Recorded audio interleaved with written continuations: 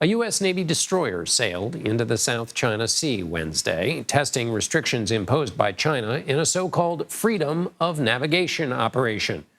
For more, I'd like to bring in CBS News national security correspondent David Martin. David, what is the Navy up to in the South China Sea? What's the goal, and how risky was this? Well, in this case, the goal is to simply challenge China's claims that these islands in the South China Sea, these particular islands were called the Paracel Islands, actually belong to China. Nobody else recognizes that China owns these islands, but China is using might to exert control over these islands by building up many military bases on the islands. And the U.S. Periodically challenges China's claims to these islands by taking a destroyer or some other warship or even an airplane and sending it through the so-called 12-mile limit, which is the distance out to sea that most nations claim as their territorial waters. When the ship goes through, it doesn't do anything except pass through. It's called the right of innocent passage.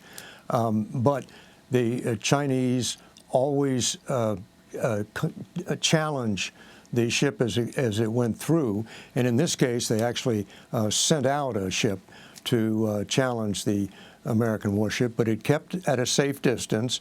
And then over the radio, they warn the American ship away and tell it it is violating Chinese territorial waters. And the captain of the U.S. ship has a very carefully scripted statement in which he says he is exercising the right of freedom of navigation as guaranteed by the law of the sea. And it's almost a ritual, except every time it occurs, it's another chance for an incident to occur if, for instance, China were to make a serious attempt to impede the passage of the ship through those territorial waters. But in this case, there was no incident. And so with these rituals where the U.S. is flexing a little bit and the Chinese are flexing back, but within the parameters of a prearranged drama, how does Taiwan, which relies on the U.S. At some level to deal with its military fears about China, how does Taiwan look at something like this? Well, Taiwan is obviously interested in seeing the U.S. Remain fully engaged in both the South China Sea and the East China Sea, which is where Taiwan is located. And there's a ritual of sorts involved with Taiwan as well. Taiwan is separated from the Chinese mainland by the Taiwan Straits, which are about 110 miles wide. So that's clearly international waters. The U.S. routinely sails warships through the Taiwan Strait. The Chinese routinely protest it, and the ritual continues. But again, it's one of these points where the U.S. and China are kind of rubbing shoulders, and there's always the possibility that they're going to go bump. Yeah. Before I let you go, David, I want to ask you a question about somewhere where something did actually go bump. The U.S. carried out an airstrike against the Islamic State in Syria. I must say, there was a time where every night we were reporting on the Islamic State. What happened in this? We don't do that so much anymore. What happened in this, and was it successful?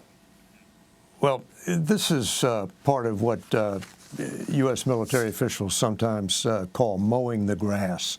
Just keeping the pressure on terrorist organizations that are operating in Syria, one of them being ISIS, the Islamic State.